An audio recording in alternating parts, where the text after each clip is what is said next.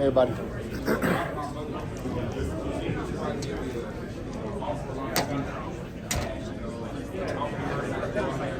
How we doing? Let's do it again. Am I supposed to say something? Go ahead. Questions for Coach? All right, Coach, I was going to ask you in there.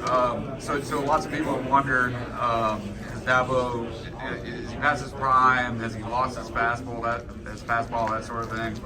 Do you have to remind people, or even yourself sometimes, that you're the same age Nick Saban was when he arrived at Alabama with one national title? I don't have to remind myself that. I know that. So, I mean, yeah, I don't really pay much attention. Just keep going, man. Keep going. We just need to get on with the season, see if we can win some games. I'll let everybody else talk about all that stuff. But it'll create some great conversation at some point. That'll be fun. Hey, Coach, Jen Lois, 3 Chicks in a Pod, News Dish Media. How are you today? 2 chicks in a pod? 3 chicks in a pod. 3 chicks in a pod. We're 5 now, but quick question. How do you feel about the coaching changes you've enacted with bringing Coach Morris back with this fast-paced offense? How excited are you for his return, everybody's return that did come back, and then what are your expectations for this upcoming season? Well, I'm super excited about Chad, obviously. That's why I brought him back. But there's a lot of support staff spots that we kind of had some tweaks too, because we had a lot of guys move on. We had about 8 guys go to Sanford, and that created some new roles. So it's been good. It's been great energy in the building. My expectations is that we go and compete our butts off and go win more games. That's my expectation, and be the type of Clemson team I know we can be. So Dabo, Scott Morgan on South Florida Tribune.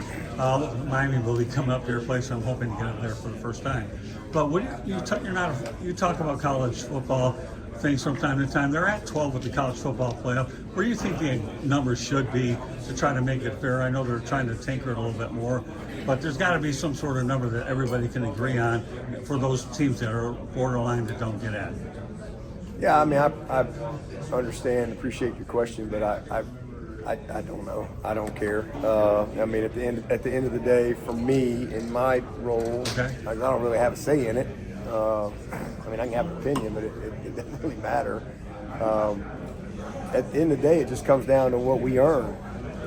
That's all that matters, whether it's 4, 8, 12, 24, 32.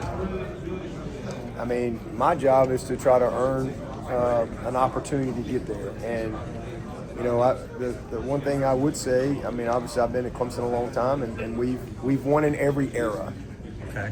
You know, even in this new era where people say we don't know how to win anymore, we've won a championship in the playoff in this era. So when it was a BCS, we made it to the 2013 Orange Bowl and played Ohio State, and we were a part of that BCS system. That was fun. When it went to a Final Four, we got to 6 of those. And then there's been 2 years of the 12 team, and we've been in one and not the other one. So we've made 50% of those. So if it goes to 16 or 24 or 32 or whatever, I don't know what the magic number is. I know that it's there's probably there's a lot of change coming toward college football in the next 3 to 5 years. I do know that. I don't need a crystal ball to see that. That's going to happen. But I just kind of operate in where I'm at right now and what the situation is. So I don't know what the magic number is. I'll let everybody else figure that out. All I know is whatever it is, it's my job to try to help our guys earn an opportunity to be a part of that. Yeah, my follow-up is with the Miami Hurricanes. How important was it for the Hurricanes to have their success getting to the final to show the strength of the ACC? Because we know the Hurricanes under Mario Cristobal have done a pretty good job. No, they've done a great job. And Mario's done a great job.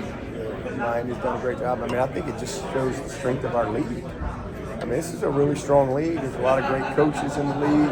But here's a team that didn't play in our championship game. But they go all the way. They didn't play in the ACC championship, but they go to the national championship. To me, that's all you need to know about our league. You know, I mean, it's a tough league. So it's and not only did they go to the national championship, they're a few plays away from having a chance to win that thing. They competed and they earned it the hard way.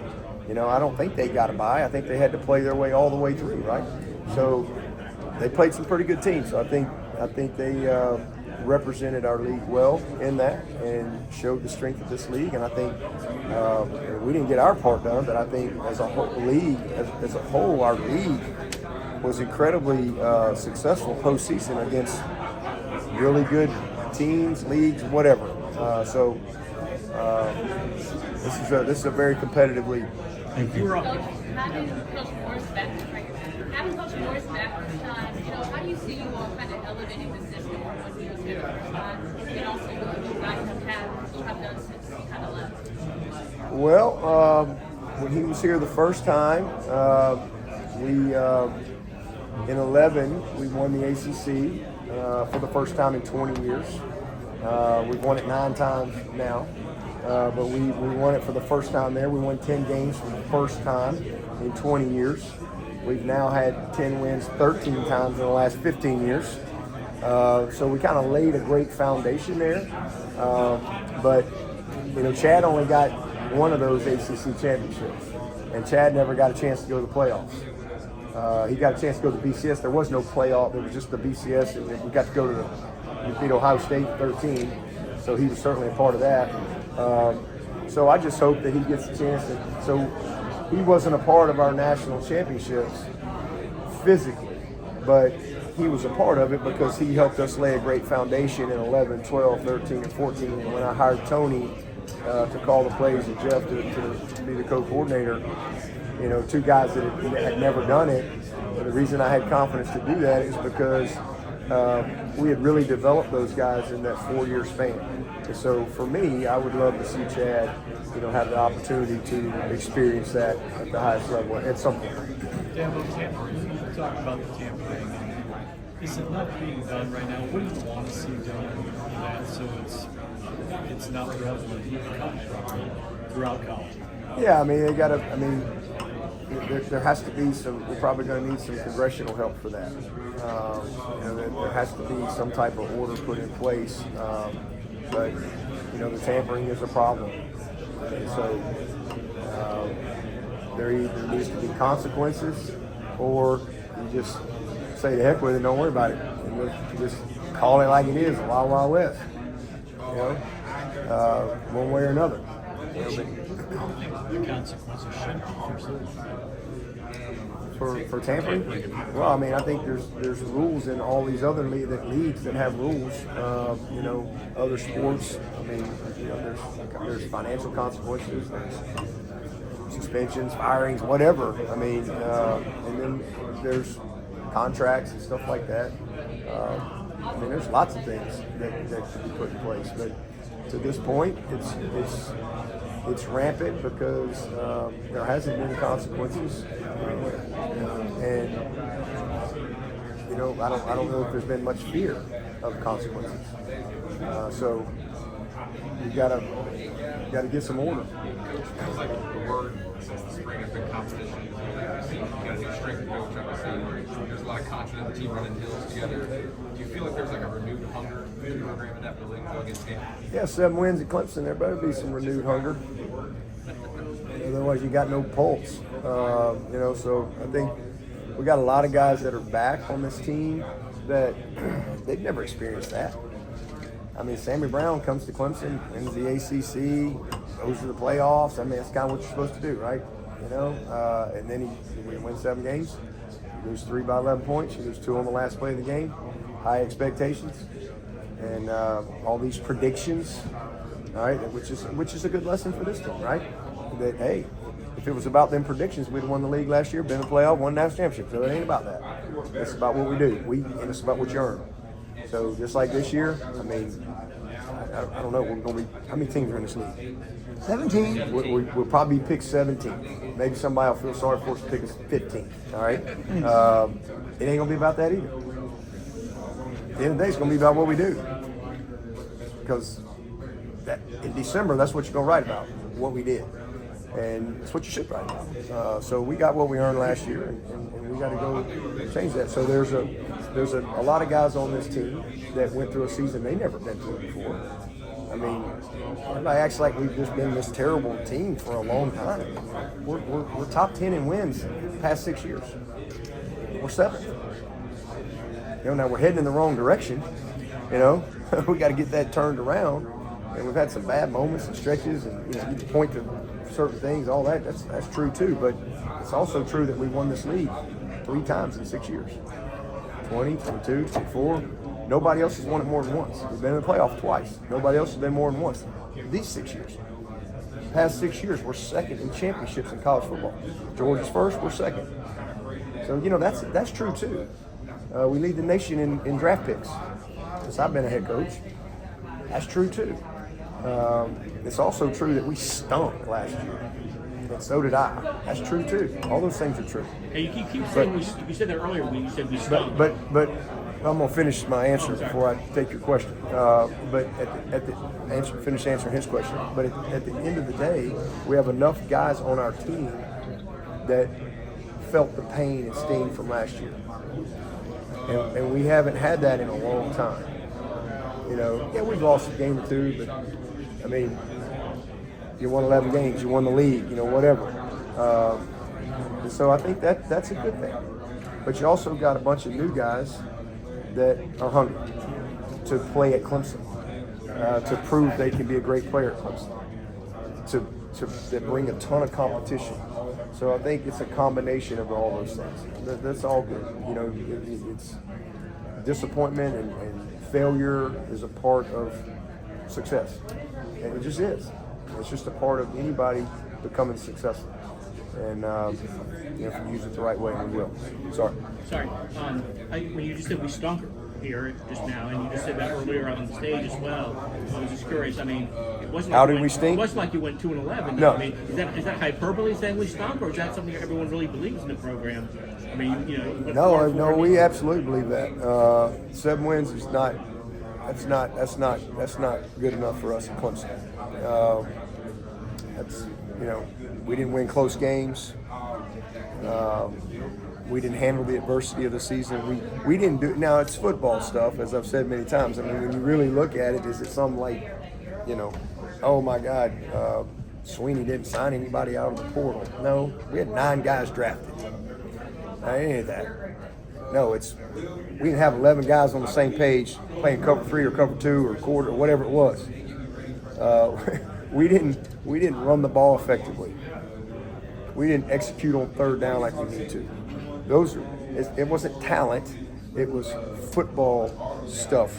All right, and that's why I say that's on me, because that's my job, is to make it work, and it didn't work. And when you don't win the close games, when you don't finish in the 4th quarter, when you're 151-7 in the last 15 years with a lead in the 4th quarter, or 151-5, 2 of those 7 were last year. That's on me as the head coach. That's your mental toughness, that's your staff, that's how you use your personnel. It's all those things. It's confidence, all of that. Now, having said that, I'm really proud of that team, because they did the work, and that's a great group of people, man. And at the end of the day, you're 3-5, and with the type of expectation, at most places it would have been 3-9. But those guys rallied. They didn't point fingers. They stayed together. We reset on what we could achieve in the moment we were in, and we won 4 in a row to have our 15th winning season in a row. And I've said that many times. Winning season is not our goal, but that was a big deal in that moment. And a choice had to be made, and those kids made a decision to stand up and fight for Clemson because they care about the place and they care about each other. And all those guys who left are all champions. Everybody that's come to Clemson since I've been a head coach has won a championship, except those freshmen last year. Hey, Coach, just talk about your season opener versus LSU down there in Tiger Stadium against a team with Lane Kiffin as their head coach. Going to be a huge challenge. Huge challenge. Great program, great coach, great players, great environment. Game day, all that stuff. Going to be a great opportunity, but a huge challenge. So, Coach, I talked to you a little bit earlier, real quick, about Adam Randall, and he was glad that he had opportunity to go ahead and play there. But how are you managing to work through the transfer portal? I know it's something that you haven't done much in the past based on circumstances, but the transfer portal, this kid's a great kid, and he loves you as like a father, and he's thankful that you were loyal because you produce a lot of your own players, that he got an opportunity, and now he was drafted in the NFL. Yeah, I'm really proud of him. I wish he'd had another year. He'd probably been a second rounder instead of a fourth rounder. But no, I love Adam Randall, and I'm really proud of him and excited to see him, go do great things. But there's a couple things with the portal, and if you go back when all this stuff started, I said at some point everybody's got to use the portal. It's not going to be a choice. You're not going to have a choice. Right. And going from 85 scholarships to 105 scholarships, you have to use the portal. Now, how you use it is different, and then I think there's for us, it's a resource for us. It's not the source for us. For some people, it is the source, and that's not judgmental. That's just everybody's different. Everybody has to do things whatever's best for them and their program, their situation. For us, we're developmental. And we lead the nation in retention. We lead the nation in graduation. There's value. These kids love it there. We lead the nation in fewest players leaving. But with the 105, and now with rev share and all those things, you have to fill your roster. And you're not going to go to the portal and get Will Helt every time to come be your starter. But yet I need that 14th wideout. All right, because you're not going to get 14. If your number's 14 at receiver, you're not going to get 14 Bryant Wesco's, TJ Moore's. They won't stay and you can't pay them. So you have to be very strategic. Just like the NFL, you got to have first, second, third rounders, whatever. So then you got free agents. And a free agent for us is a scholarship-only type guy. But those guys are valuable, and hopefully they develop. There's a lot of free agents in the NFL that become great players, right? There's 6 rounders, like Tom Brady, who becomes a Hall of Famer. There's first rounders in the NFL that stink. There's maybe our first rounders that we may take, they don't develop. It's a whole deal, but you got to be very strategic how you put it together. So the 105 is a part of it, and then the moving the date to where now you have a chance to respond. Up until last year, it was all the same time, so you couldn't predict, hardly anything. And whereas now the high school kids sign in December, and then the portal's in January. So that's really helped, because then you can say, okay, all right, I had 2 DBs leave that were veterans. Well, we got to go replace that. Hey, we've got we love our starting receivers, but man, we need 3 depth guys. Well, let's go find us 3 depth guys that maybe could develop or whatever. So it's how you put it together is different, but our process has not changed as far as whether it's a portal guy or a high school kid. How we go about evaluating them, recruiting them, it's the same.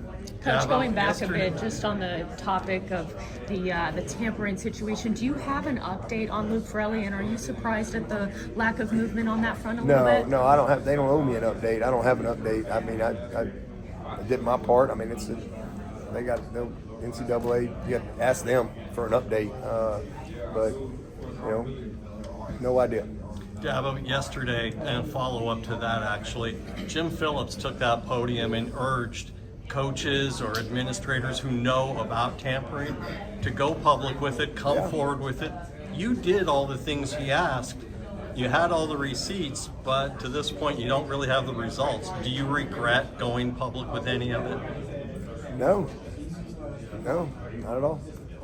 Coach, what do you like about your specialist group this season? My specialist group? There's a question I hadn't had all day. I'm a kicker, Coach. Appreciate that, man. Hoosier, my man Hoosier will appreciate that. Charlotte native right here, Huff High School. Super excited to have Nolan Hoosier back, and he'll be a junior. And hopefully we can keep him a couple more years with the new 5-year deal we got going. And then we got Jack Smith, who I thought was the MVP for us last year. Now, unfortunately, he had to punt a lot, and hopefully we don't see near as much of him this year. But I thought Jack was amazing last year. And he was the guy that y'all beat me up about the most last year. Why he didn't take a punter? He didn't take a punter. Why didn't Swinney get a punter? We stink at punter. They're all bad. Y'all come see 3 minutes of practice and they shank one and they all stink, you know. Jack Smith was an MVP for us last year. The guy was unbelievable. And he got more hate than anybody. And, you know, he's back. So I'm really happy about that. And, you know, we're going to have some new snappers.